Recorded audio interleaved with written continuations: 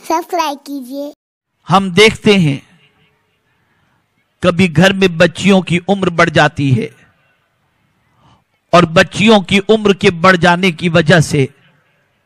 मां बाप जल्दबाजी के अंदर अपनी बच्ची का रिश्ता कहीं भी तय कर देते हैं और फिर वो बच्ची सिसकते हुए कूदते हुए अपनी पूरी जिंदगी गुजार देती है। कभी ऐसा भी होता है अगर बच्ची की उम्र 20 क्रॉस कर गई तो घर में कोई भी औरत आए अपनी बच्ची के सामने उस बच्ची की मां ये कहती हुई दिखाई देती है, बस दुआ करो इसका जल्दी से हो जाए तो मैं फ्री हो जाऊं। उस बच्ची से पूछो जिसके सामने तुम ये कहते हो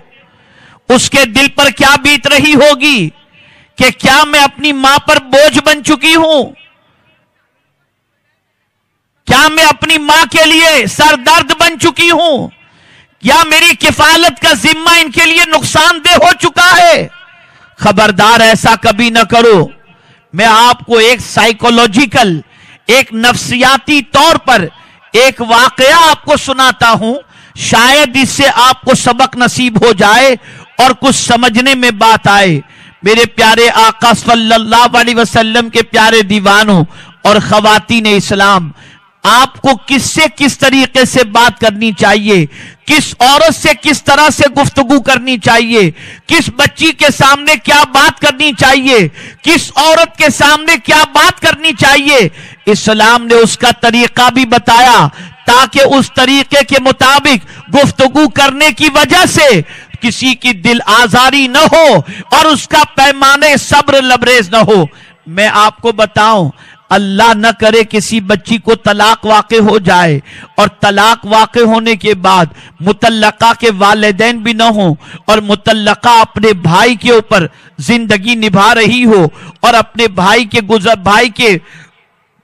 दिए हुए पैसों पर अपनी जिंदगी का गुजर बसर कर रही हो। अब वो जिस मोहल्ले में रह रही है वो अपने बच्चों के साथ रह रही है, भाई अखराजात भेज रहा है, उसके पड़ोस में एक औरत रहती है जिससे उसके ताल्लुकात बड़े अच्छे होते हैं, वो बहन करके उसको पुकारती है और उसके साथ याराना भी है। इत्तफाक से ऐसा हुआ एक दिन उसकी वो सहेली, वो पड़ोसन जिसे वो बहन कहकर के पुकारती थी, वो गई कहीं तो काफी देर तक रात तक नहीं लौटी, तो उसे परेशानी हुई कि आज मेरी ये सहेली, मेरी ये पड़ोसन सुबह से गई अभी तक नजर नहीं आई। दूसरे दिन मुलाकात होती है। तवज्जो से समाअत फरमाएं, बात बज़ाहिर बहुत छोटी है लेकिन इसके असरात बहुत बड़े हैं। अब आप सोचें, दूसरे दिन उस औरत के साथ मुलाकात हुई तो मुतल्लका औरत अपनी पड़ोसन से पूछती है, बहन क्या बात है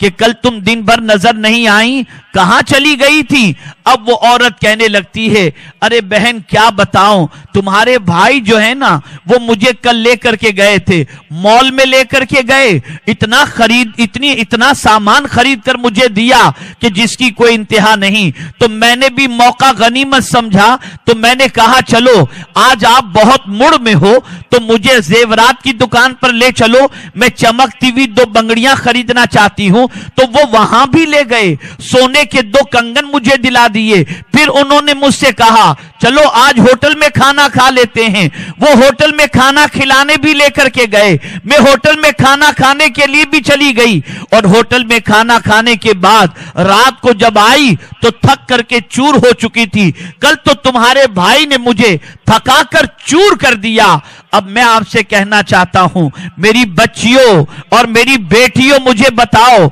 उस औरत ने जो बात कही थी वो गलत नहीं थी, वो बात सही थी। उसके शौहर ने उसके साथ ये सुलूक जरूर किया था, लेकिन उस मुतल्लका औरत के बारे में मैं पूछना चाहता हूं कि जिससे उसने ये कहा उस औरत ने अपनी आप बीती उस औरत से कही जो मुतल्लका है, उस मुतल्लका की नींद उड़ गई, उसे चैन उसका چین ختم ہو گیا، اس کے چہرے پر ہوائیاں اڑنے لگی، وہ افسردہ ہو گئی، چہرے کا رنگ پھیکا پڑ گیا۔ اب اسے دوپہر کا کھانا اچھا نہیں لگ رہا، اسے رات کی نیند اچھی نہیں لگ رہی، اور اپنے ہی دل میں کہتی ہے یہ کتنی خوش نصیب ہے، اس کے ساتھ اس کے شوہر نے یہ سلوک کیا، اور میری زندگی دیکھو اپنی تباہی کو کوستی ہے، اپنی تباہی پر ماتم کرتی ہے۔ تو اسلام یہ کہتا ہے کہ تم بھلے وہاں گئی تھی اور تمہارے شوہر نے تمہارے ساتھ ہزارہا اچھا سلوک کیا،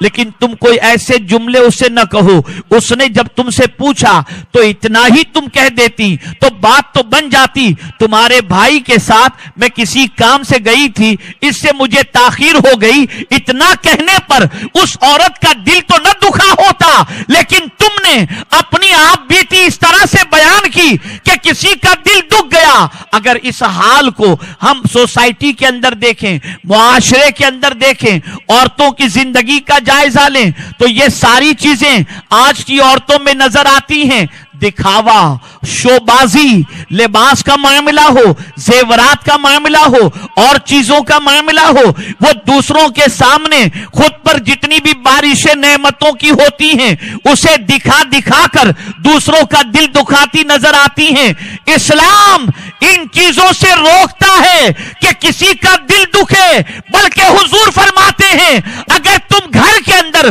کوئی سالن بناتی ہو جس کی خوشبو پڑوسی کے گھر تک پہنچتی ہے تو شوربہ زیادہ بناؤ اور تھوڑا سا کھانا پڑوسی کے گھر پہ پہنچا دو تاکہ اسے بھی راحت نصیب ہو جائے۔ ہماری ویڈیو کو لائک شیئر ضرور کریے۔